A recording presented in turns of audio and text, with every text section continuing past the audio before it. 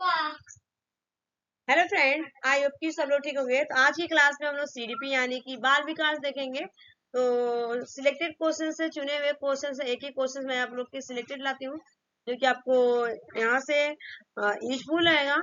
और आप लोग भी अपनी तैयारी चेक कीजिएगा। 30 क्वेश्चन है जो कि सिलेक्टेड है, मोस्ट क्वेश्चन इंपॉर्टेंट क्वेश्चन है, बीबीआई क्वेश्चन अगर कह सकते हैं। ठीक है, तो ये हजारों जितनी बार एग्जाम हुए हैं आपके स्टेट में, ठीक है, उतनी बार ये क्वेश्चन पूछे गए हैं।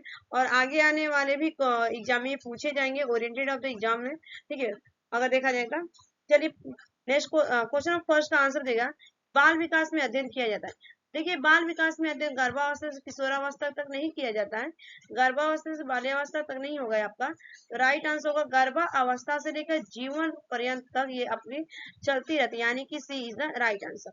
नेक्स्ट क्वेश्चन का आंसर देगा कि बाल मनोविज्ञान तथा बाल विकास में प्रमुख अंतर पूछा गया है। तो अंतर आपका हो जाएगा क्षेत्र में अंतर है। क्या अंतर होगा आपका? क्षेत्र, यानी कि B is the right answer. Next question का आंसर दीजिएगा। विकास का वही संबंध है परिपक्वता से जो उद्दीपन का है डैश से। ये आपका हो जाएगा यहाँ पे प्रतिक्रिया हो जाएगा, यहाँ पे प्रतिक्रिया से हो जाएगा, यहाँ पे B is the right answer. Next question, शैशवावस्था में बच्चों को शैशवावस्था में बच्चों के क्रियाकलाप डैश होते हैं, बताइए। शैशवावस्था में बच्चों के क्रियाकलाप डैश होते हैं। तो आंसर हो जाएगा आपका यहाँ पे शैशवावस्था में संवेगात्मक होता है। ठीक है, D is the correct answer होगा, संवेगात्मक। संवेगात्मक होता है, D is the right answer. Next question, तनाव और क्रोध की अवस्था बताइएगा। तनाव और क्रोध की अवस्था किस मनोवैज्ञानिक ने कहा था? तो स्टेने हॉल ने कहा था इसको, तो स्टार मार लीजिएगा। ठीक है, ये आपका टेट का दिलो जान अगर हम कह सकते हैं, टेट की एग्जाम का होता है। ठीक है, तो राइट आंसर क्या होगा? किशोरावस्था। किशोरावस्था कहा जाता है, B is the correct answer. Next question, शारीरिक वृद्धि एवं विकास को कहते हैं। तो शारीरिक वृद्धि एवं विकास को आपको अभिवृद्धि कहा जाता है। क्या कहा जाता है? अभिवृद्धि, यानी कि B is the right answer. Next question, बाल मनोविज्ञान का केंद्र बिंदु क्या है? बताइए। ये भी बहुत अच्छा क्वेश्चन है, जो कि आपको एग्जाम में यहाँ से क्वेश्चन पूछे जाते हैं। इसको भी आप स्टार मान लीजिए, बताइएगा। बाल मनोविज्ञान का केंद्र बिंदु क्या है? तो सबसे अच्छा आपका हो जाएगा बालक। बालक को क्या करते हैं? हम सेंटर में रखते हैं, और बालक बालक के अकॉर्डिंग ही हम पढ़ाते हैं। ऐसा नहीं कि टीचर के अकॉर्डिंग बालक पढ़ते हैं, बालक के इच्छा के अनुसार पढ़ाते हैं। B is the right answer. Next question, निम्नलिखित में से कौन सा विकास का सिद्धांत नहीं है? तो पूछा गया निम्नलिखित में से कौन सा विकास का सिद्धांत है। ऑप्शन है, विकास लंबवत न हो को वार्तालाप करो, तो बिल्कुल सही है आपका। कभी देखिए, कभी आपका फास्ट चलेगा, कभी स्लो हो जाएगा, कभी फास्ट फिर स्लो फिर फास्ट स्लो, ऐसे चलता रहता है। ठीक है, उसके बाद विकास क्रमबद्ध तो बिल्कुल सही है, विकास निरंतर तो बिल्कुल सही है, लेकिन विकास मशीनरी प्रक्रिया नहीं, यानी कि D is the right answer. Next question, शैशवावस्था की प्रमुख विशेषता क्या नहीं है? शैशवावस्था की प्रमुख विशेषता, देखिए, सीखने की प्रक्रिया में तीव्रता, जिज्ञासा की प्रवृत्ति होती है, अनुकरण द्वारा सीखने की प्रवृत्ति बिल्कुल होती है, चिंतन प्रक्रिया, ये आपकी चिंतन प्रक्रिया नहीं होती, यानी कि D is the right answer इस क्वेश्चन का। बच्चा शैशवावस्था में चिंता करेगा नहीं ना, तो D is the right answer. Next question, शैशव काल की अवधि क्या होती है? तो शैशव काल की अवधि होती है आपका जन्म से लेकर 1 वर्ष का शैशव काल की अवधि मानी जाती है। A is the right answer. Next question, निम्न में से अध्यापन अधिगम का सबसे प्रभावशाली माध्यम कौन सा है? तो सबसे प्रभावशाली अगर देखा जाए, संकल्पनाओं के बीच संबंध खोजना, बिल्कुल राइट आंसर है कि संकल्पनाओं के बीच संबंध खोजना, B is the right answer. Next question, शर्मिंदगी। शर्मिंदगी पूछा गया क्या है?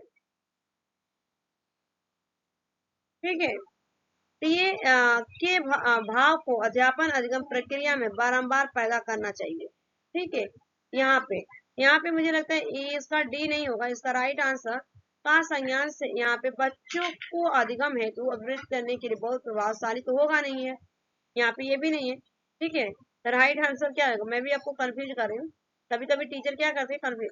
यहाँ पे राइट आंसर होगा, देखिए, संज्ञान से कोई संबंध नहीं है का संज्ञान पर नकारात्मक प्रभाव पड़ सकता है, बिल्कुल सही है। तो राइट आंसर क्या होगा आपका? A is the right answer. Next question, सृजनात्मक की पहचान का प्रमुख लक्षण क्या है? तो सृजनात्मक में जैसे आपको किसी ने पूछा कि अपने बारे में बताओ, ठीक है, अगर पृथ्वी पर पेड़ पौधे नहीं होता तो क्या होता? ठीक है, तो क्या होता? अब सारी चिंतन की बात की जा रही है, डाइवर्जेंट थिंकिंग, कोई अलग अलग सब अपने अपने जवाब देंगे। B is the right answer. Next question, अधिगम कठिनाई से जूझते छात्रों की जरूरतों को संबोधित करने के लिए एक अध्यापक को क्या नहीं करना चाहिए? तो दृश्य सामग्री का इस्तेमाल करना बिल्कुल सही है। संज्ञानात्मक शिक्षा शास्त्रीय उपकरणों का इस्तेमाल करना बिल्कुल सही है। व्यक्तिगत शैक्षिक योजना बनाना, ये आपका नहीं होगा यहाँ पे, ठीक है। C is the right answer. Next question, जन्म से किशोरावस्था तक बच्चों में विकास क्रम में होता है, बताइए। तो सबसे पहले आपका आता है सर्वेदिक के सांवेदिक, फिर मूर्त, फिर उसके बाद अमूर्त, ठीक है। मूर्त तो नहीं, यहाँ पे मूर्त है, ठीक है। मूर्त, उसके अमूर्त आ गया, ठीक है। A is the right answer. Next question, निम्नलिखित में से अधिगम का प्राथमिक तथ्य कौन सा होना चाहिए? तो प्राथमिक तथ्य पूछा गया तो समालोचनात्मक चिंतन का विकास करना, समालोचनात्मक चिंतन का विकास करना, ए इज द राइट आंसर, ठीक है। यहाँ पे राइट आंसर है। नेक्स्ट क्वेश्चन, बच्चे सबसे प्रभावी ढंग से तब सीखते हैं यदि कोई अवधारणा हो। तो कब सीखेंगे बच्चे?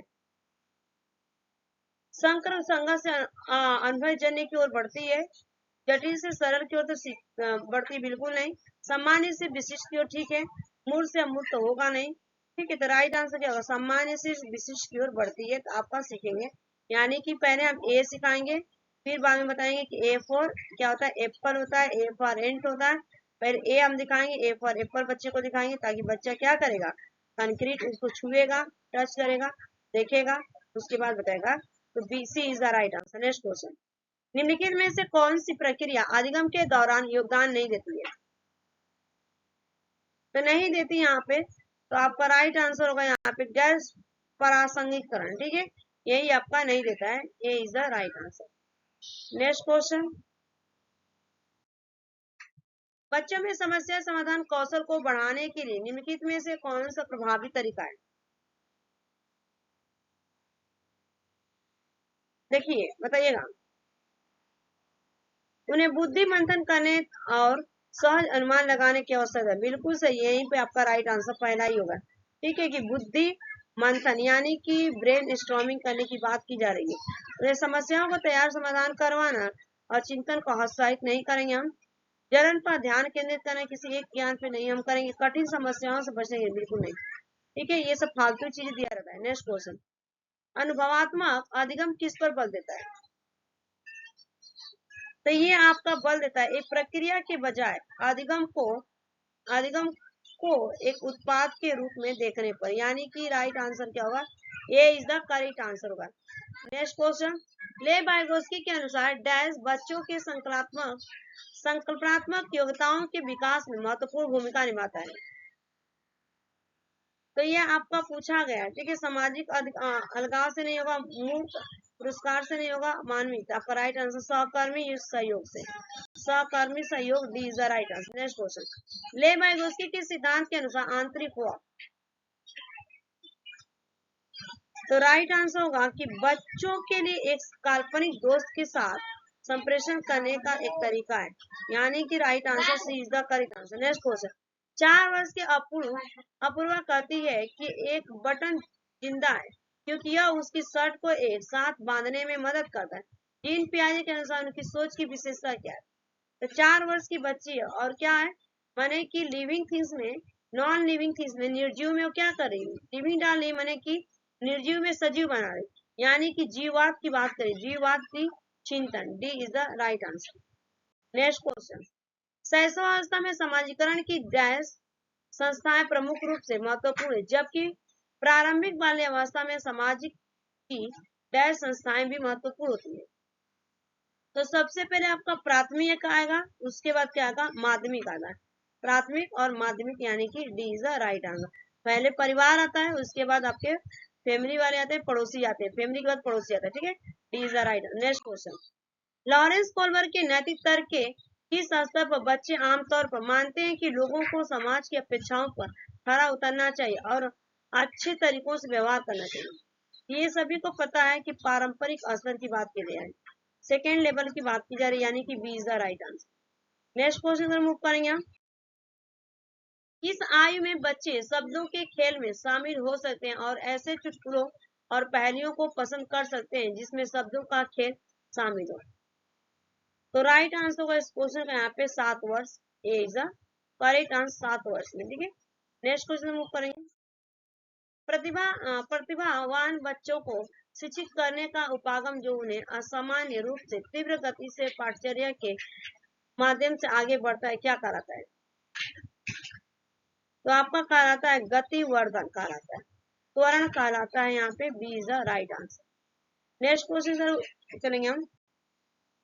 नेक्स्ट क्वेश्चन का आंसर देगा, निम्नलिखित में से स्वलीनता वाले विद्यार्थियों की विशिष्ट विशेषता कौन सी है? तो आंसर होगा आपका उन्नत सामाजिक भावनात्मक पारस्परिकता। D is the right answer इस क्वेश्चन का। नेक्स्ट क्वेश्चन का आंसर दीजिएगा आप लोग। नेक्स्ट क्वेश्चन आ चुका है, निम्नलिखित में से कौन सा स्थूल गति कौशल है? स्थूल गति कौशल। तो आंसर होगा आपका यहाँ पे देखिए, एक कागज पर एक बड़े आयत को रूपरेखा के अनुसार काटना, ये तो होगा नहीं। एक कागज पर वृत्ताकार को रेखा रूपरेखा के अनुसार काटना बिल्कुल नहीं। बुनाई भी नहीं होगा, आपका तैरना हो जाएगा। ठीक है, यहाँ पे तैरना D is the correct answer. Next question, निम्नलिखित में से कौन सा एक ऐसे प्रश्न का उदाहरण है जिसमें विद्यार्थियों को अपनी सोच पर विचार करने की आवश्यकता होती है? तो आंसर, कक्षा की शुरुआत से क्रियाओं के उपयोग के बारे में आपकी समझ कैसे बदली? ठीक है, यही आपका होता है। A is the right answer. ये 30 क्वेश्चन कंप्लीट हो गए आज के सेशन में, और किसके 30 आउट ऑफ 30 मार्क्स आए कमेंट करके बताइएगा। और आज का वीडियो कैसा लगा? Thanks for watching this video. Bye bye, take care, have a nice day.